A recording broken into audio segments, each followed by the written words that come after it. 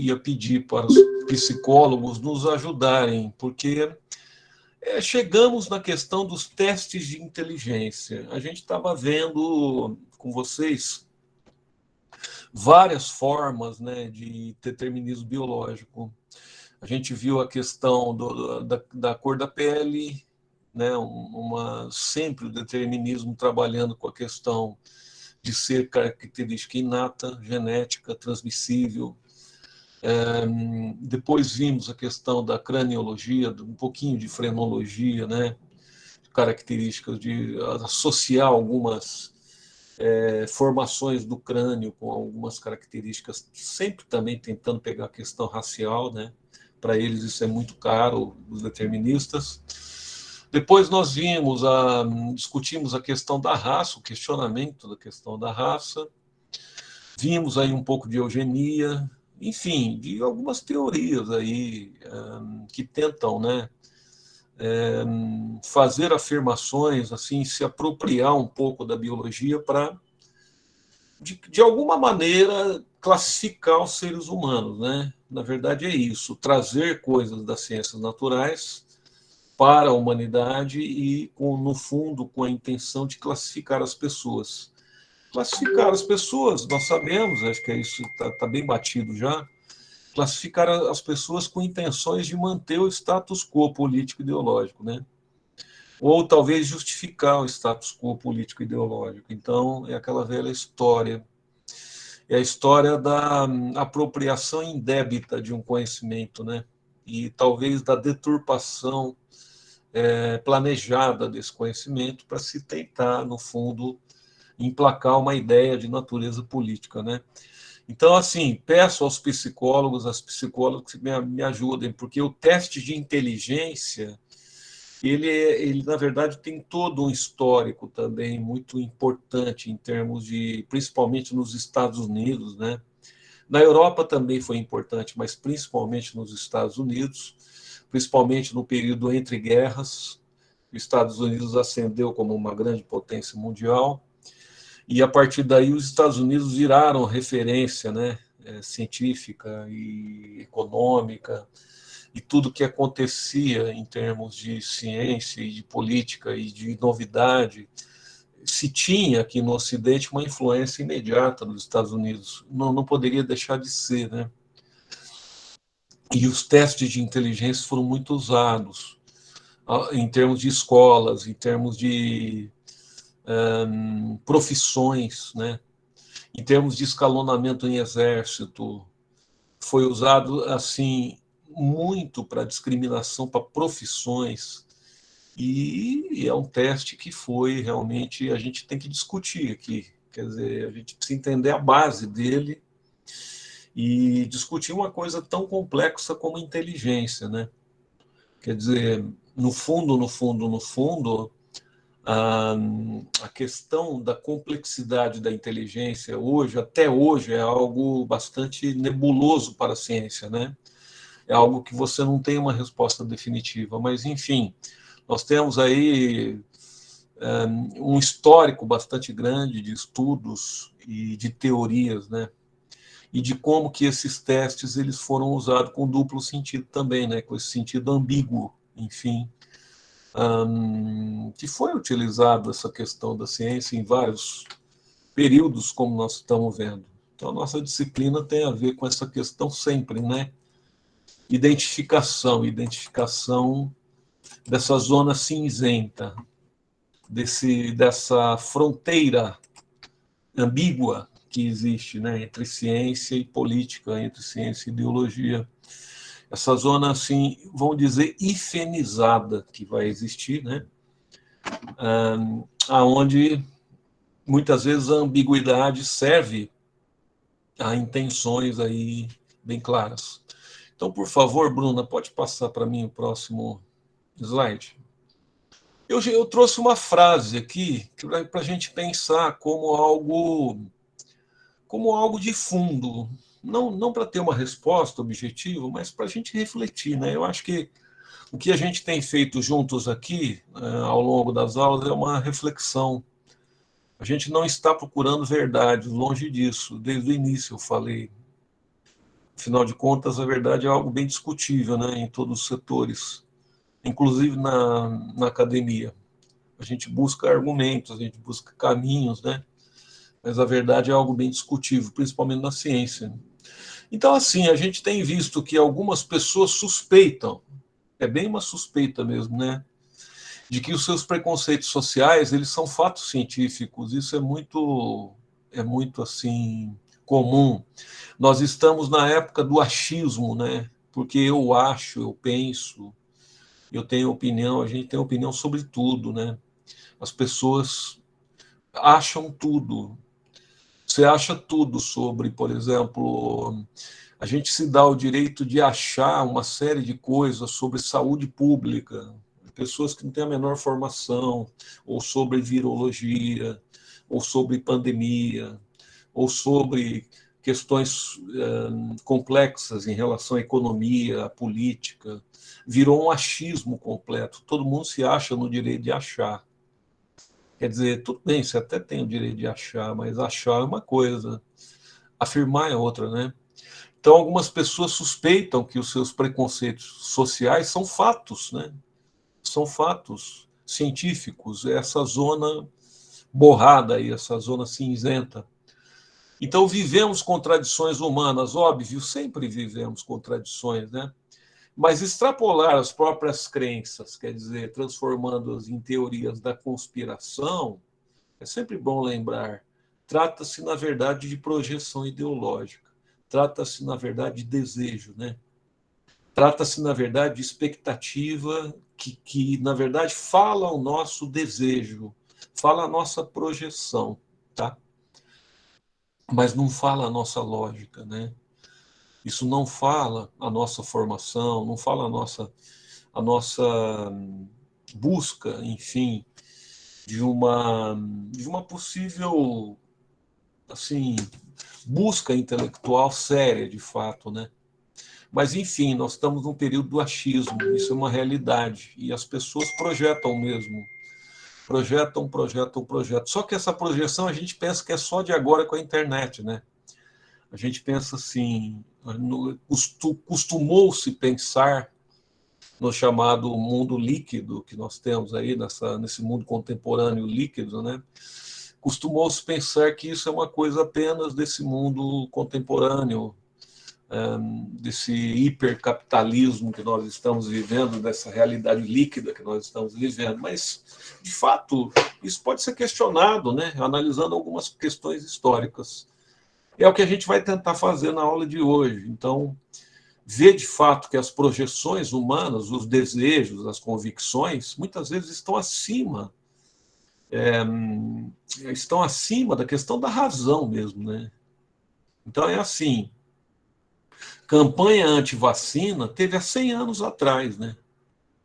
Nós tivemos a revolta da vacina 100 anos atrás. A gente imaginou que isso estava superado, né? A gente imaginou, falando, puxa vida, a vacina erradicou doenças, né? Erradicou a varíola, puxa vida.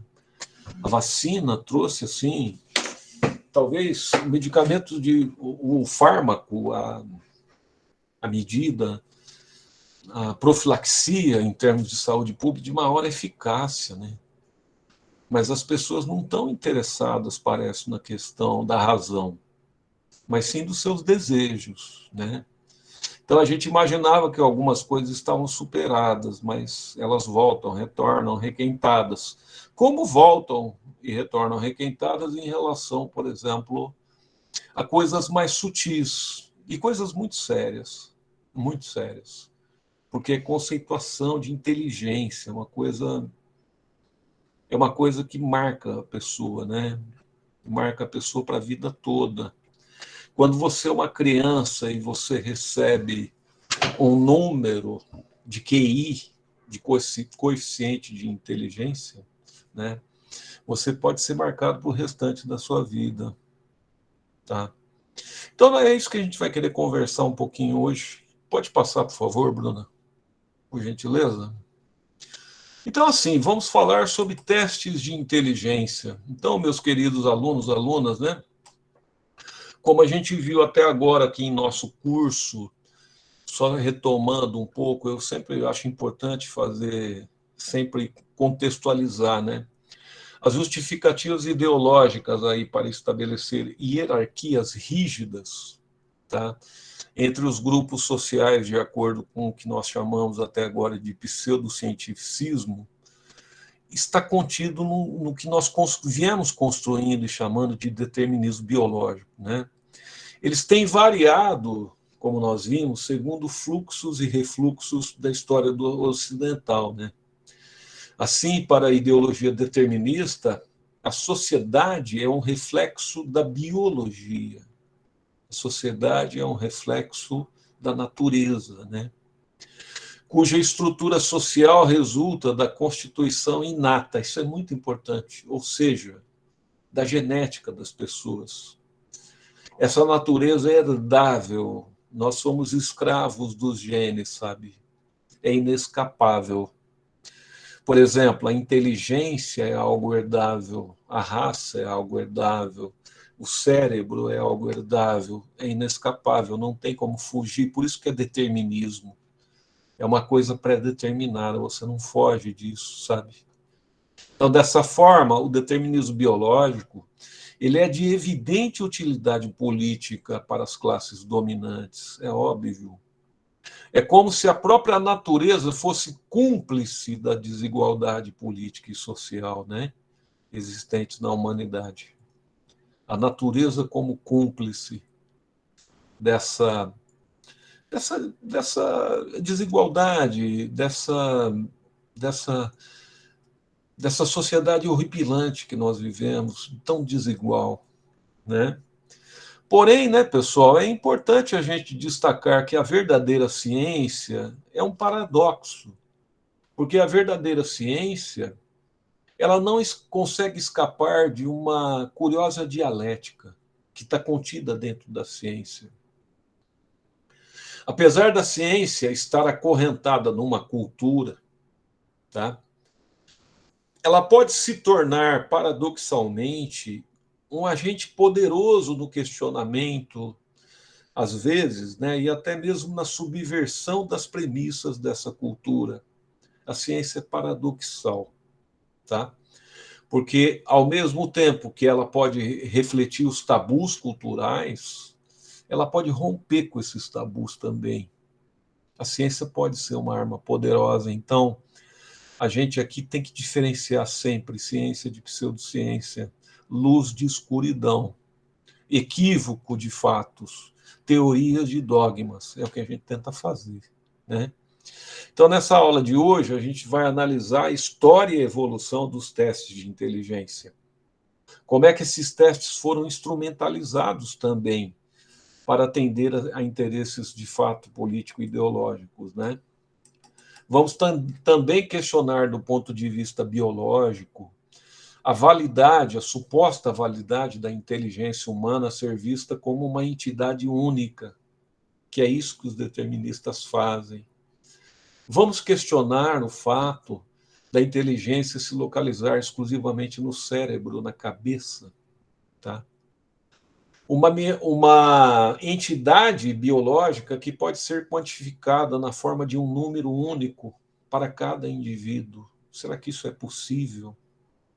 Eu reificar, eu quantificar, eu coisificar a inteligência através de um número. Reificar significa coisificar, eu transformar em coisa, né? Então, será que a inteligência pode ser transformada em coisa numérica? Será que é possível fazer isso? Então, nós vamos ver também como é que esses números, né, que supostamente mediam ou medem a inteligência até hoje, humana, eles foram aí instrumentalizados, no fundo, para hierarquizar de novo grupos humanos. Pior, numa escala de méritos e deméritos cognitivos. Pior, é mais cruel. Olha, dando nome aos bois, ou você é inteligente ou você é pouco inteligente. E o pior, isso é genético. E o pior, se você é pouco inteligente, não adianta você estudar, porque isso faz parte da tua constituição, da tua natureza, é o destino. Olha que coisa cruel. Se você é pouco inteligente, biologicamente você é incapaz. Não adianta lutar. Não adianta, o meio ambiente não muda a genética. Olha que crueldade, entende? Olha aqui, que crueldade. Então, os deméritos da inteligência, se você quiser ser mais específico, a burrice, como já poderíamos suspeitar de antemão, né? Elas foram associadas invariavelmente com as etnias, com as classes, com os sexos, também tem a questão de gênero, né?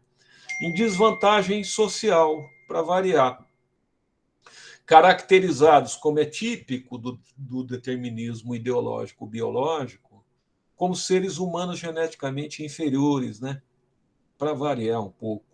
E que assim merecem ocupar uma posição de menor destaque na sociedade. Então é mais ou menos assim: você é inferior a mim, porque você é menos inteligente do que eu. Eu sou superior a você porque eu nasci com uma bagagem genética hereditária que me capacita a ter mais inteligência que você, entende? Olha o nível de racismo, olha o nível de crueldade, entende? De segregação que nós estamos chegando, o ponto que nós estamos chegando. Esse teste de inteligência foi considerado um dos maiores parâmetros de comparação das pessoas do século XX, entende? Foi algo muito importante. Mas olha o nível de segregação, olha o nível, tá, de segregação daquilo que a gente fala do homem pelo próprio homem, né? Então, considerando pessoas mais capazes, pessoas menos capazes, pessoas que de fato nasceram para dirigir a nação e pessoas que de fato nasceram para ser burro de carga, entende? É isso que está no pano de fundo dessas questões. Só que o nascimento do teste de inteligência é muito interessante. Ele não nasceu assim, não. Pode passar, Bruna. Na verdade, o nascimento do teste de inteligência, que não tinha nada a ver com isso, nasceu desse brilhante pedagogo aqui e psicólogo chamado Alfred Binet. Ele era francês, tá? O Binet, ele foi incumbido pelo governo francês. Ele era, na verdade, dirigente de um setor do Ministério da Educação da França, né? Era um pedagogo, como eu disse para vocês. E a preocupação naquela época do governo francês era o seguinte: eles queriam pegar aqueles alunos que tinham um menor aproveitamento na classe, tá? Pegar esses alunos e dar um reforço para esses alunos. Não significava que eram alunos menos inteligentes, mais inteligentes, eram alunos que talvez tivessem até problemas psicológicos, entende? Problema de relacionamento com os professores. Inclusive, a intenção do Binet não era fazer um teste para pegar alunos que fossem mais inteligentes ou menos inteligentes. Ele queria avaliar alunos que tivessem problemas de relacionamento social, porque ele entendia que esses alunos eles poderiam ter uma atenção maior dos professores, entende? Era uma questão de relacionamento social. Não tinha nada a ver com inteligência a proposta do Binet. Então, o que o Binet fez, na verdade? Atendendo a esse pedido aí do governo francês, em 1905, ele desenvolveu uma série de testes para avaliar essas crianças, né? Por quê? Qual que era o objetivo? Essas crianças que fossem identificadas aí com essas questões sociais, elas seriam encaminhadas para programas de estudo especiais nas escolas primárias francesas. Então, repito, não era para caracterizar a criança, digamos, com melhor aproveitamento e pior aproveitamento. Crianças mais inteligentes ou menos inteligentes, nada disso, tá?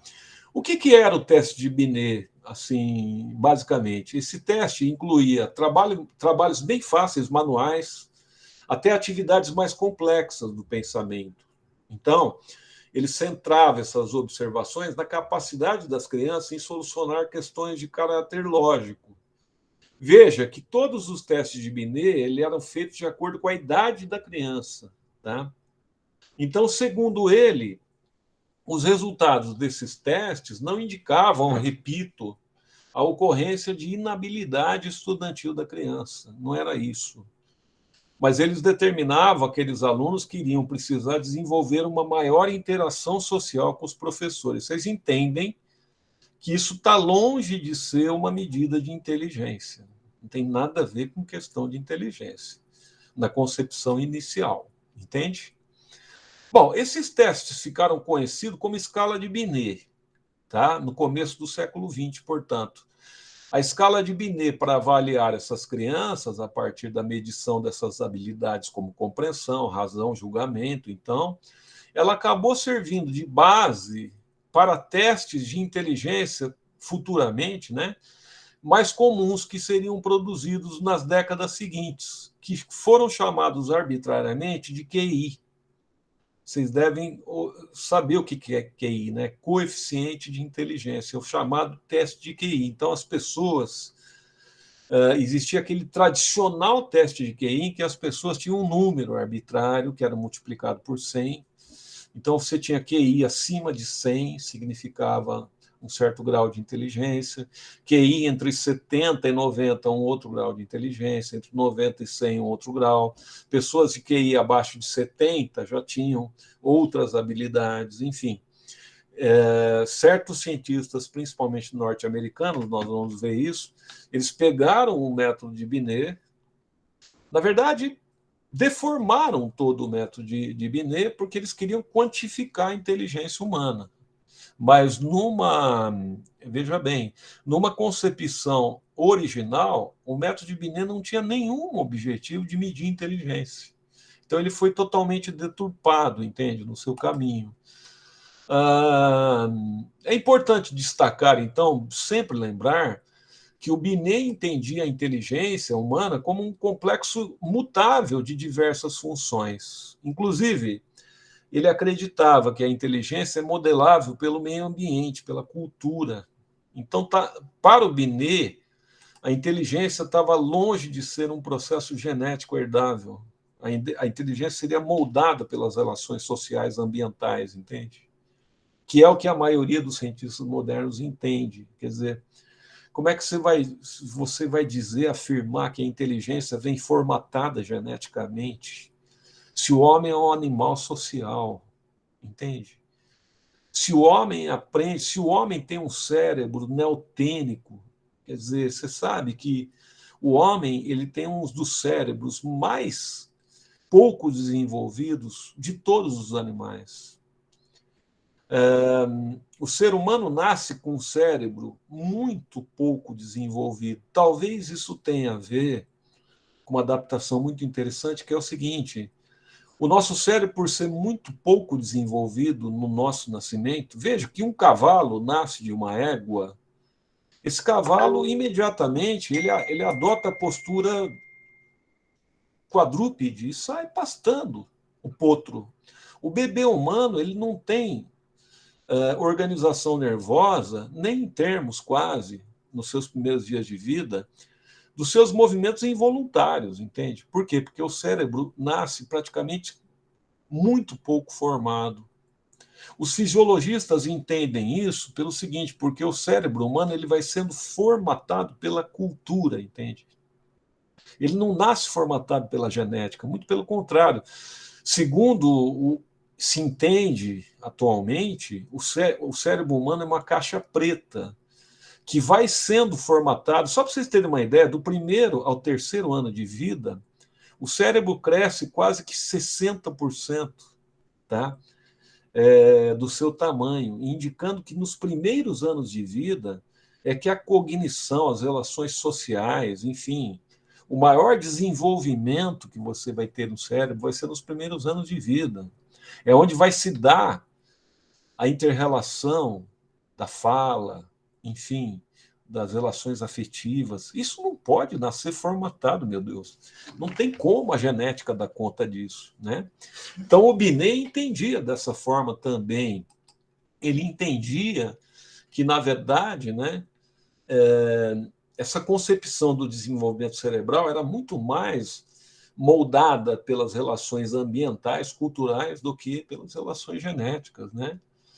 E por diferentes variáveis, de acordo com o grau de desenvolvimento da pessoa, tá? Outros estudiosos alteraram essa metodologia do Binet completamente, como eu estou te falando. Tem um cara chamado William Stern, por exemplo, foi ele que, em 1912, ele propôs o termo QI, coeficiente de inteligência. Tá? O que ele quis aludir?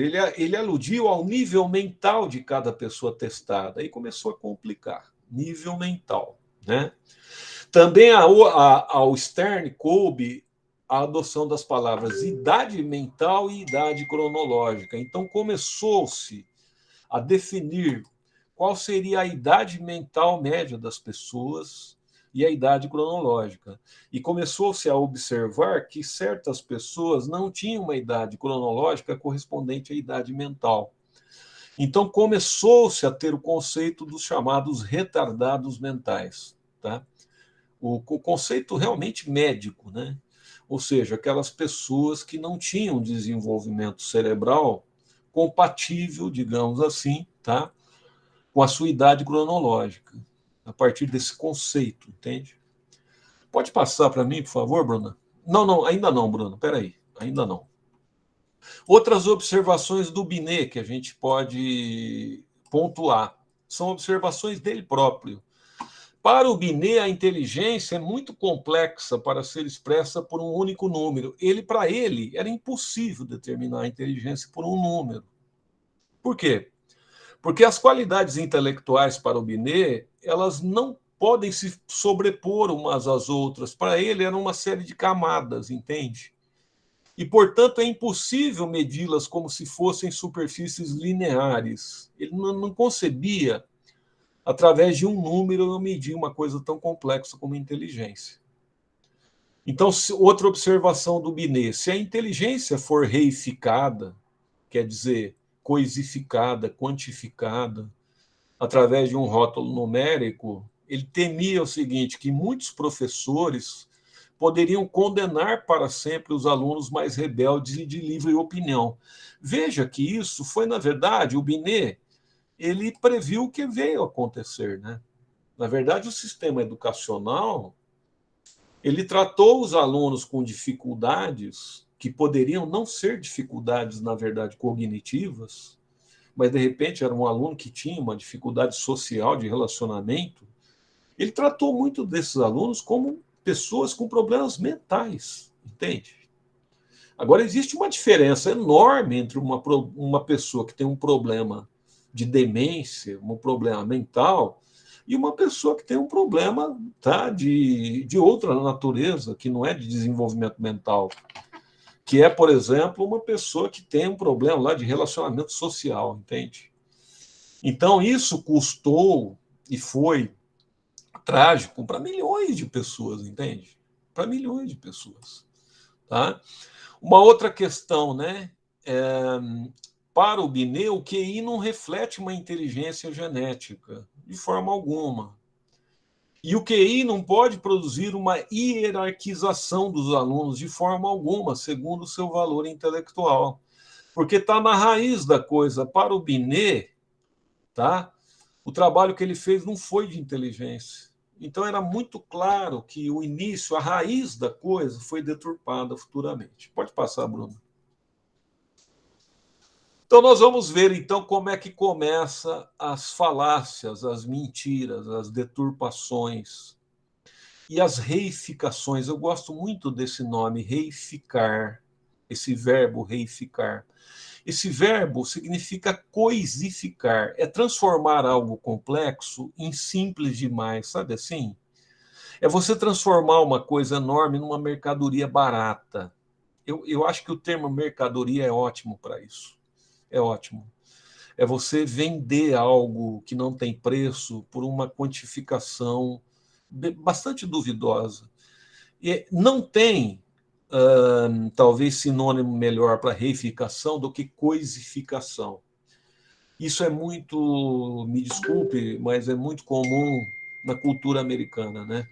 A cultura americana adora quantificação, adora. Você tem estatística para tudo, você tem. Basta assistir a NBA, né? Você vê que os caras têm estatística para tudo, certo? Eles amam, eles têm uma verdadeira tara por números, né?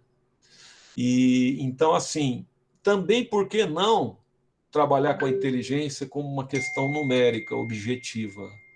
O problema é que a gente precisa pensar o seguinte: será que é possível eu atribuir um número arbitrário para uma coisa tão complexa como inteligência? Essa que é a primeira questão, tá? Então nós vamos discutir um pouquinho isso, quer dizer, principalmente os psicólogos norte-americanos, né? Eles falsearam a intenção de Binet, eles modificaram a intenção de Binet, eles alteraram totalmente a concepção de Binet. E eles literalmente inventaram a teoria do QI hereditário. Foi inventado, entende? E foi pegado de empréstimo nessa invenção o trabalho de Binet. Então, aquilo que eu falo, ele precisava de um arcabouço teórico. Pegaram o trabalho de Binet, que não legitimava nada do que eles pensaram, pegaram esse trabalho de empréstimo, puseram lá todo um argumento teórico que não tinha nada a ver com esse trabalho, tá? E inventaram uma pseudo-teoria, querendo dizer que a inteligência é hereditária. O nome disso, o que é? O nome disso é fundamentalismo biológico, né? É você, na verdade, você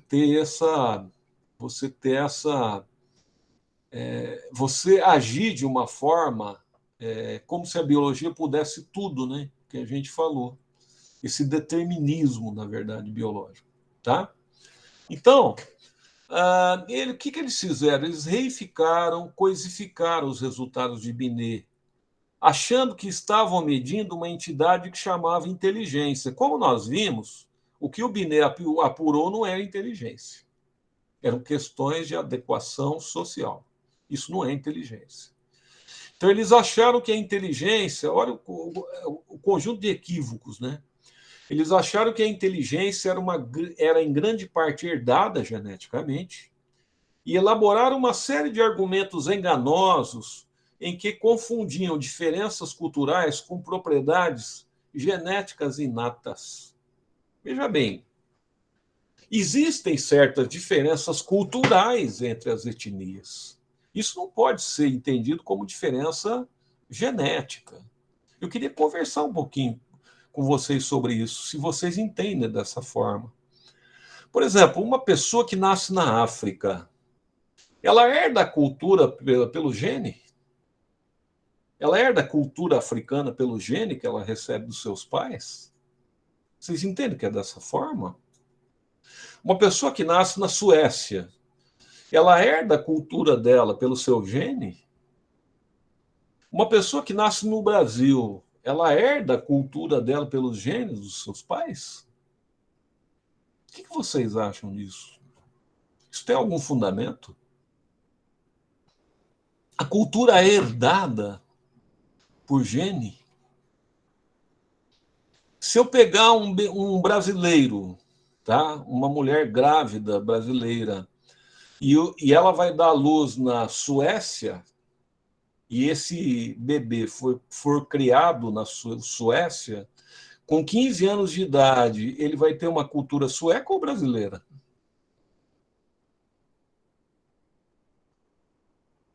O que você acha? Sueca, né? Significa que a cultura é um processo totalmente ambiental, que tem fatores ambientais, sociais, que não tem praticamente nada de genético, entende? Então os caras afirmavam, na verdade, que a inteligência era genética. Sendo que a inteligência, primeiro, precisa se discutir o que é inteligência, né? Hoje você tem uma teoria de múltiplas inteligências, né? Você tem teorias modernas que falam em múltiplas. O que é inteligência? É simplesmente capacidade matemática, de raciocínio lógico? Ou é, de repente, uma habilidade, por exemplo, musical, artística? Então, primeiro que o conceito de inteligência é uma coisa bastante discutível, começa daí, né?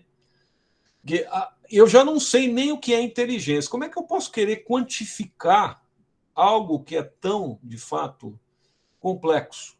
Então, por favor, psicólogos, vocês estão me ouvindo, me ajudem. Vocês que são os caras, as pessoas que manjam disso. O Lincoln não entende nada. Se vocês quiserem colaborar, me ajudar, tá? Falarem, vocês têm formação nessa área, fiquem à vontade, me ajudem, por favor, tá? E se eu estiver falando besteira, por favor, me corrijam. Eu estou aqui para aprender com vocês também, tá bom?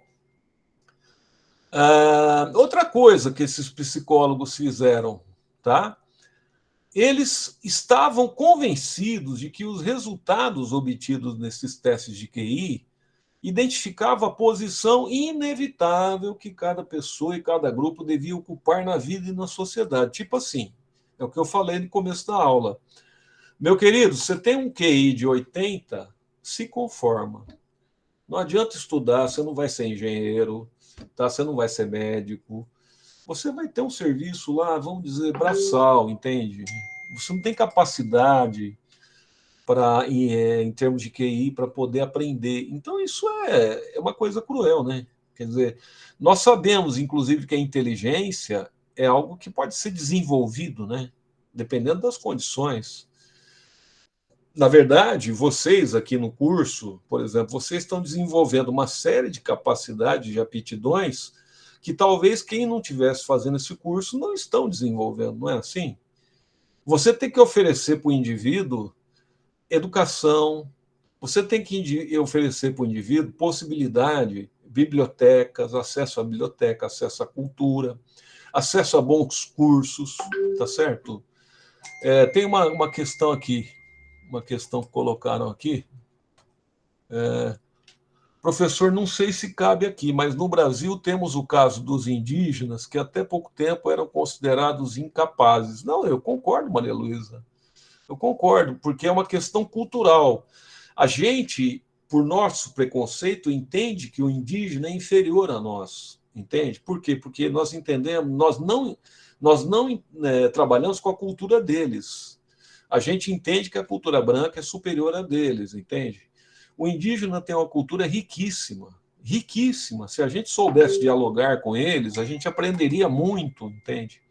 Aprenderia muito de farmacologia, aprenderia muito de natureza, aprenderia muito em termos culturais. É que, assim, a nossa relação com os indígenas, desculpe falar, é uma relação de genocídio. A cultura branca chegou aqui há 500 anos e, desde então, ela vem trucidando a cultura indígena no Brasil. A cultura indígena no Brasil é uma cultura de sobrevivência, entendeu? Ela é tratada como escória do Brasil, sempre foi. Desculpa falar dessa forma, mas é a realidade. Então, o que acontece? A cultura indígena ela não é nem ouvida, principalmente em certos governos que a gente vê recentemente, aonde, ao contrário, esses governos eles querem, de fato, eu já ouvi falas assim, não, o índio, o que ele quer é o que o branco quer, certo? Então, assim, na verdade, o que o índio tem o que tem sido dado ao índio e feito ao índio é a perseguição, a morte, a doença e o total desrespeito à sua cultura. Ou seja, não existe um equilíbrio, não existe uma busca de possível diálogo, existe uma perseguição total, entende? É difícil. E o pessoal considera como cultura inferior, como subcultura mesmo. Isso no Brasil, é histórico, totalmente histórico, tá?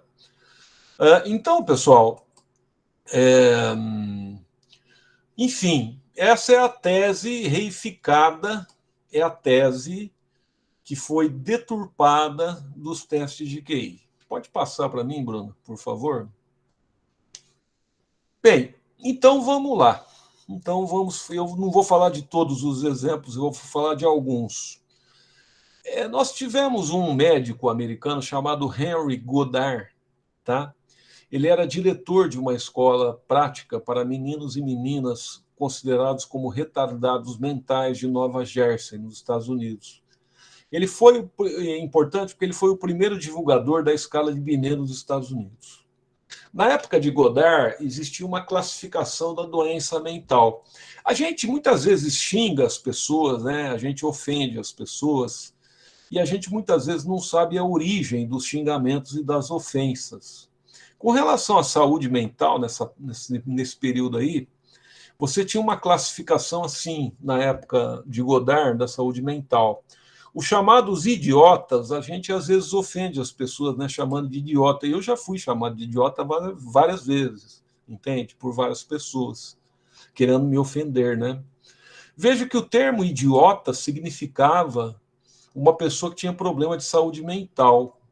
O idiota era uma pessoa que não tinha domínio pleno da língua, da linguagem, e era considerado, em termos de idade mental, como uma pessoa que teria uma idade cronológica abaixo dos 3 anos de idade. Esse que era a conceituação científica do idiota, entende? Então, se algum dia você xingar alguém de idiota, futuramente, saiba que você está ofendendo bastante a pessoa, tá? Porque, em termos aí do termo científico, do termo, ele foi cunhado nesse contexto. Na época do Godard também, você atribuía o termo de imbecil. O que era um imbecil? Era aquele indivíduo com um problema mental que não tinha o domínio pleno da escrita, ele falava, mas não escrevia. E a idade mental dele poderia ser classificada entre 3 a 7 anos de idade. Essa era a classificação, idiota e imbecil. Só que faltava classificar aquelas pessoas que pertenciam a uma categoria de deficientes, aquela zona meio cinzenta ali, aquela zona que poderia aprender a desempenhar algumas funções da sociedade e que estabelecia uma ponte ali entre o que a gente poderia falar de patologia e normalidade. Ou seja, aquelas pessoas cujas idades mentais variavam entre os 8 anos e os 12 anos de idade, entende? É aquela pessoa ali meio de fato vizinha ali, que fica numa região vizinha. Foi o Godard, foi esse médico que inventou o termo débil mental. Esse termo débil mental ele vem do grego morons, da palavra grego morons, que significa tolo ou estúpido. Então, para designar essas pessoas que ficam nessa margem cinzenta entre a sanidade mental e a loucura, tá? É o débil mental. O Godard, convencido de que a escala de Binet poderia fornecer uma medida numérica e hereditária da inteligência humana, então deturpou total, ele aplicou esses testes que foram adaptados para a sua classificação unilinear com base na saúde mental humana. Então ele fez uma classificação dele, entende? Ele pegou o sistema de Binet e fez lá uma classificação dele. Um comentário aqui. É muito revoltante a noção de povos civilizados que se propagou. E nessa caracterização, os povos originários americanos, assim como todos os não brancos, foram mesmo tratados como subdesenvolvidos, bárbaros, incapazes, retrógrados. Então, a incoerência está em tratar por desenvolvimento e civilidade só aqueles povos que viriam como os europeus. Perfeito, né? O Guilherme sempre contribui bastante com a gente, ele tem uma visão assim história, sociológica muito boa, né? Acho que ele... O professor, deixa eu explicar essa colocação minha aqui. Pois não. É que eu estava vendo os colegas falando, e eu estou de acordo com tudo isso, e é sempre uma discussão muito recorrente, né? E que muito me irrita, porque sempre que se pensa, inclusive na história até um tempo atrás, essa noção de povos civilizados, né? A gente e se propagou por muito tempo, e a gente usa até hoje, né? A noção de tal pessoa é civilizada ou agiu de forma não civilizada. Essa noção de civilidade, de desenvolvimento, sempre está atrelado ao modelo europeu, né? Então, assim, tudo aquilo que destoe dessa forma de viver, das práticas europeias, né, foi tratado como não civilizado e por lógica, como uma coisa bárbara, uma coisa que não servisse e tal. E até hoje a gente usa esse termo, né, meio que talvez a gente não tenha tanta noção de onde vem, às vezes, mas surgiu disso, né? Então, essa noção de civilidade aí sempre foi atrelada a um modelo europeu, né? Tudo que tivesse diferente daquilo não era civilizado. É o chamado eurocentrismo, né, Guilherme? É isso que o Sim, sim. pessoal fala, né? É muito bom. Então, o Guilherme, eu acho que ele contextualizou bem, né? E aí os indígenas, os povos, como ele falou aqui, os povos, né, originários americanos, eles ficam aí escanteados totalmente, né? Com certeza. Perfeito, Guilherme. Então, pessoal, continuando aqui, esse Godard, né, ele aplicou aí a escala de Binet, ele fez um teste, bolou um teste. Nesse teste, ele fez uma escala de pessoas, uma escala de pessoas com base na saúde mental. Como é que ele classificava? Ele classificava assim, dependendo do resultado desse teste, a pessoa seria classificada como idiota, que seria o pior, né, os piores índices, né? Pessoas com idade mental mais baixa. Depois você teria os imbecis, depois você teria os débeis mentais e você teria, por fim, as pessoas normais, entende? Então, ele usou a escala de Binet como um indicador da saúde mental. Olha que coisa complicada. Quer dizer, imagina você fazer um teste desse em pessoas e, a partir do resultado, você vai definir se a pessoa tem problema de saúde mental ou não, através do teste de coeficiente de inteligência. Tá? Então, assim, a proposta do cara é, a partir de um teste que poderia demorar meia hora, 40 minutos, a partir do resultado arbitrário desse teste, você ia definir a saúde mental da pessoa. É uma coisa brutal, certo? Mas é a proposta que foi feita de uma forma assim massiva, inclusive, tá? Com o apoio do Estado de Nova Jersey, isso é uma política bastante eugênica, né? E foi aplicado um programa massivo desses testes de QI, que depois foi adotado, outros estados americanos adotaram também esse teste dele. Essa escala claramente eugenista, né, de Godard, ela foi aplicada a milhões de pessoas nos Estados Unidos, com a finalidade de identificar indivíduos deficientes para impor-lhes limites, na verdade. O que se pretendia? Segregá-los, reduzir sua procriação, né? Aquela velha história, evitando assim a posterior deterioração racial da estirpe norte-americana, que estaria ameaçada, segundo a teoria eugenista, né? Externamente pela imigração. Então, na verdade, esse teste de Godard ele foi aplicado em navios que chegavam nos Estados Unidos de imigrantes, tá? Pessoas que não falavam inglês, por exemplo, pessoas que vinham do leste europeu, tá? Você tinha uma equipe de pessoas treinadas que iam aplicar esses testes massivos. E, na verdade, o idioma que se falava com essas pessoas era inglês. E muitas delas não sabiam inglês, entende? E eram obrigadas a fazer um teste. Pessoas que não conheciam a cultura americana, que não eram versadas na língua inglesa, e eram obrigadas a fazer um teste. E de acordo com o resultado desse teste, elas simplesmente poderiam ser recusadas a entrar nos Estados Unidos, devido a esse teste QI. Acreditem se quiser, tá? Então, assim, esse teste serviu para, enfim, você selecionar aqueles imigrantes desejáveis, digamos assim, tá? Que seriam os externos, né? E evitar aqueles internos com problemas mentais de se reproduzirem, né? E você, de alguma forma, afetar essa raça, essa estirpe norte-americana. Então, uma ideia totalmente, claramente eugenista. Esse Godard, aí, ele ampliou também a esfera desses efeitos sociais imputáveis às diferenças de inteligência inata, associando deficiência mental com imoralidade. Isso é uma outra característica desses indivíduos que são deterministas.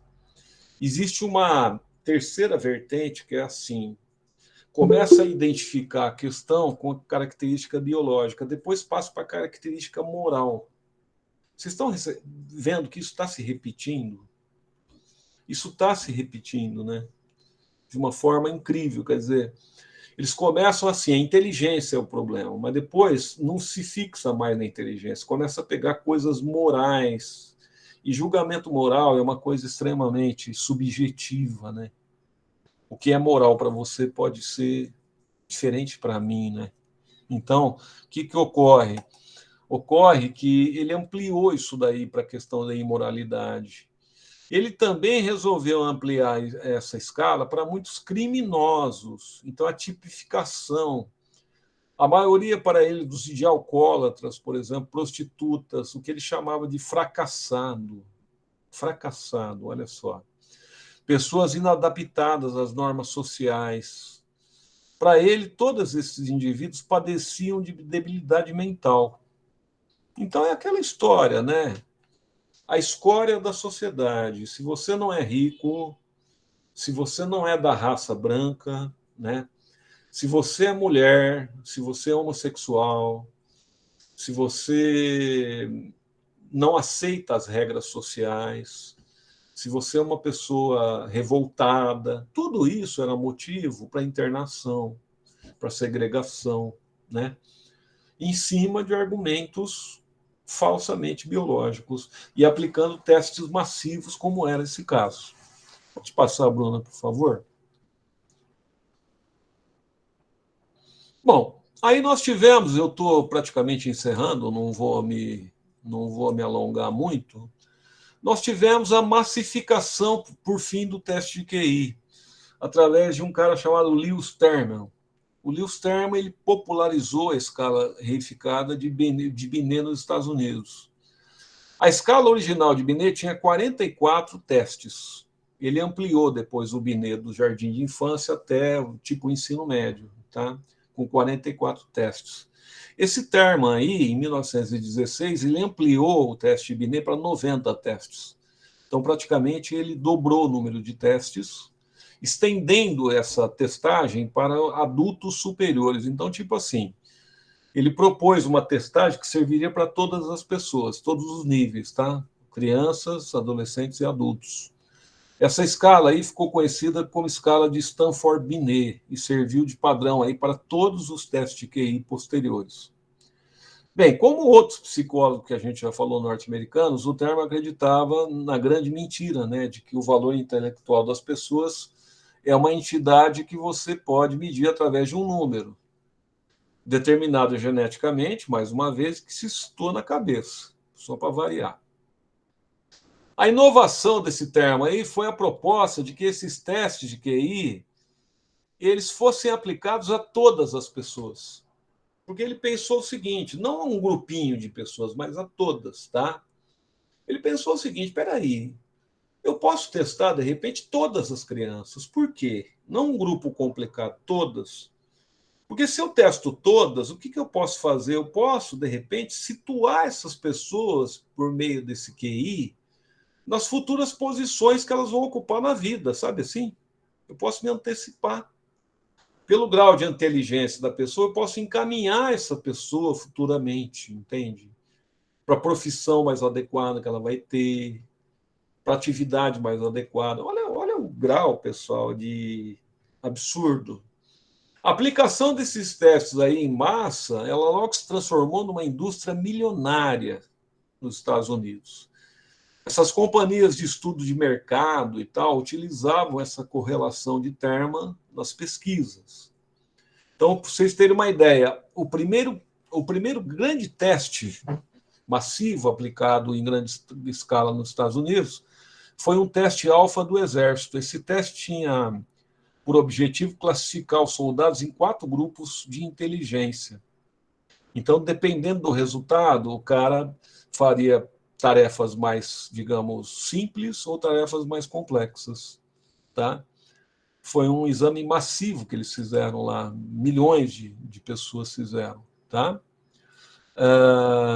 Veja que no exame, como eu falei, feito para crianças, 30 minutinhos, 5 testes, poderiam marcar a vida de uma criança assim para o resto da vida dela, tá? Então é isso, quer dizer, eu queria só ler para vocês terem uma ideia da fala que se tinha na época, né? eu tenho aqui um trechinho que esse termo ele prevê um futuro com base nesses testes, dizendo assim, ó, pode-se prever com segurança que, num futuro próximo, os testes de inteligência colocarão dezenas de milhares desses deficientes profundos sob a vigilância e a proteção da sociedade. Tal medida acabará por impedir que a debilidade mental se reproduza e por eliminar uma grande quantidade de crimes, de mendicância e de ineficiência industrial. Não é preciso insistir que os casos profundos, do tipo frequentemente negligenciado, são justamente aqueles cuja custódia é a mais importante para o Estado, ou seja, uma política de eugenia total, né? Usando, mais uma vez, uma medida biológica, tá? Como pseudociência, mais uma vez. Então, vocês notam, a gente procurou trazer aqui, nesse curso, alguns elementos, né? Que poderiam ser vários outros. A gente tentou trazer alguns elementos. A Thalita está comentando aqui, mas vemos isso até pela propaganda que se faz na universidade. Isso o que, hein, Thalita?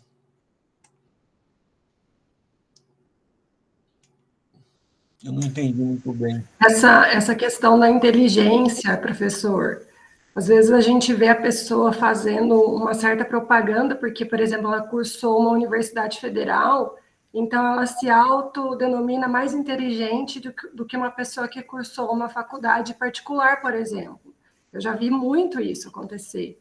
Então, essa definição de inteligência, ela acontece até no nosso cotidiano. Às vezes a gente percebe esse tipo de preconceito quando você fala que não fez uma federal, por exemplo.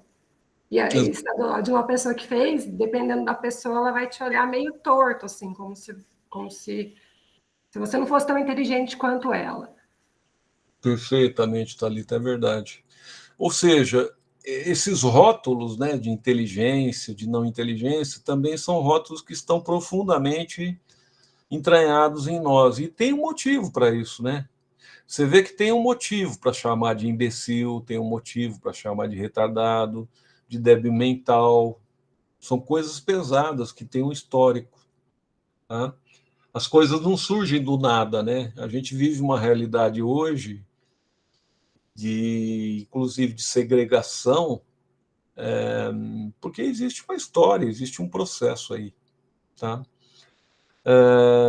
Existem professores aqui também, tá? Quem está aí de professor aí? Quem que é professor hoje aqui, pessoal? Que está aqui?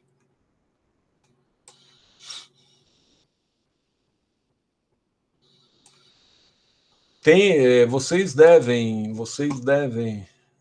O Guilherme, ele não é atuante, mas é professor, né? Vocês, com certeza, professores, pais, né? A Maria Luísa também está falando que essa questão de vestibular e concurso público é outro equívoco sobre o conceito de inteligente. Desenvolve aí, Maria Luísa, como assim? Explica para a gente. Ei, Maria Luísa, como que é equivocado essa questão aí? Oi, professor, está ouvindo? Estou ouvindo. Tô ouvindo. No sentido assim de as pessoas são aprovadas num concurso ou num vestibular, mas a forma como esses testes são aplicados, eu acho que existe um equívoco, porque tanto que existe a indústria dos cursinhos, né? Porque eu uso um vocabulário, não sei se é muito adequado, mas acho que é um adestramento para concurso público. Perfeito. Então, eu acredito que não representa realmente a capacidade, a inteligência das pessoas, porque eu já conheci muita gente inteligente, culta, que não consegue passar no concurso, porque não se adequa a esse adestramento, né, que eles fazem para você ser aprovado, tanto no vestibular quanto num dos concursos públicos. Eu adorei esse termo que você usou, adestramento, achei ótimo. Inclusive, a hora que você estava falando, eu pensei num papagaio. É verdade. Porque você pode ensinar várias fórmulas de Bhaskara para um papagaio também, né? É capaz um papagaio, se fosse um exame oral, o papagaio passaria até no ITA, né? Se você bobeasse. É verdade. Não é verdade? Você pegava um papagaio, começava a ensinar para ele, porque é um adestramento. Eu dei aula em cursinho muito tempo, viu, Maria Luísa? É, né? Confesso para você que eu adestrei muita gente, sabe? Porque é um adestramento, que lá não é ensino, não. Você tem toda a razão. É. É um adestramento total. A Maiara, inclusive, professor, o preconceito com que psicologia vem em decorrência de fatores históricos ainda é vista como coisa de louco. Maiara, explica isso daí para gente. Como assim? O pessoal acha que ir no psicólogo é coisa de louco. Como que é isso aí? Explica aí, Maiara. Eu acho que em decorrência mesmo, né, a como a sociedade classificava, na faculdade a gente até falava muito sobre isso, sobre as questões dos manicômios, tem todas essas questões, né, sociais mesmo. De frente à sociedade, o fato de você admitir, por exemplo, que você precisa de um psicólogo é mal visto, né? Atualmente, óbvio, as coisas estão mudando, acho que está tendo uma maior conscientização, né? Quanto é importante cuidar da mente, assim como a gente cuida do corpo, mas ainda tem esse preconceito. Não é uma coisa aberta, por exemplo, como eu falar, eu vou no médico, como eu falar, eu vou no psicólogo. Se você fala, eu vou no psicólogo, os outros já olham e falam, mas o que você tem? O que você vai fazer lá? Realmente. Agora eu vou te falar, viu, Maiara? Eu conheço muita gente que tem realmente preconceito com isso aí e que vai no psicólogo escondido, viu? E que toma os remedinhos escondido. Eu conheço muita gente assim. Só que eles vão escondido. Sim, eu Eles são... também, professor. Vão escondido, e tem toda essa questão de sigilo, e nem fala. Acho que as coisas começaram a ficar mais difundidas quando, por exemplo, as pessoas públicas começaram a admitir que fazem terapia. Então aí já passou a ser algo, né? Ou vou prestar atenção e vou ver com um novo olhar. Mas mesmo assim, às vezes a pessoa tá lá, tá doente, e ela não aceita, né? O fato de. Eu conheço pessoas que não aceitam o fato de precisar de ajuda, ter que fazer uma terapia. Você acha autossuficiente? Eu já escutei isso. Eu, enquanto psicóloga, escutei de uma pessoa, ela falou assim pra mim, assim, ó. Não, porque eu tenho, acho que eu tinha um grau leve de TDAH. Não, porque eu tenho TDAH. Mas eu não preciso de terapia, eu sou autossuficiente para Ela se conseguir faz o determinar as diagnóstico. coisas da minha vida sozinha. Foi até engraçado, a gente só escuta, né? Essa precisa de uma psicóloga, viu, Maiara? Essa daí precisa, viu? Barbaridade, viu? Precisa muito. Aí mentalmente a gente já pensa isso, né? Porque nem tudo que a gente pensa a gente pode falar, a gente pensa só. Caramba, mas olha, eu acho, eu não sei, eu tenho a impressão que diminuiu muito o preconceito, viu? Eu acho que ele era muito maior, não sei, impressão. Acho que hoje em dia muita gente sabe mais da importância da psicologia, né? O pessoal, não sei se estou falando besteira, mas eu vejo que a maioria das pessoas tem assim, mas sabe da importância, né? Não sei se estou falando Sim, besteira. eu acho que ainda evidenciou mais, né, com os agravantes da pandemia, né? A pandemia trouxe em si diversos problemas psicológicos. Antes tentavam evitar ou não entrar em contato, mas tempo de restrição, né? Então vem gerando, certo? Por exemplo, eu estava lendo um estudo em que os casos de depressão aumentou, ansiedade e afins. Então aumentou muito. Eu estava lendo um estudo de psiquiatria daqui do Brasil e aumentou coisa de 80% a cura. É muita coisa. Sem dúvida, saúde mental nessa pandemia, hein? Pessoal, realmente. Olha, eu vou te falar uma coisa. Eu já fiz muito terapia, já fiz várias vezes na minha vida. É uma pena assim que eu não estou podendo nesse momento, mas se eu pudesse, faria terapia direto. Eu acho uma das coisas melhores que eu já fiz na minha vida, sabia? Eu acho fantástico, maravilhoso. E é uma pena assim que às vezes você também depende também você tem que ter uma empatia, né? né, Mayara? Ou não, estou falando bobagem. Tem que ter uma empatia entre o Não, analista assim, tem que ter uma identificação com o e a psicólogo, né? identificação. Porque, por Tem que exemplo, ter. cada psicólogo, isso, trabalha com uma abordagem, às vezes a abordagem que trabalha você não se identifica. E aí, né, tem que ter o processo para poder continuar. Então, isso mesmo. Com certeza, mas eu acho terapia uma coisa incrível.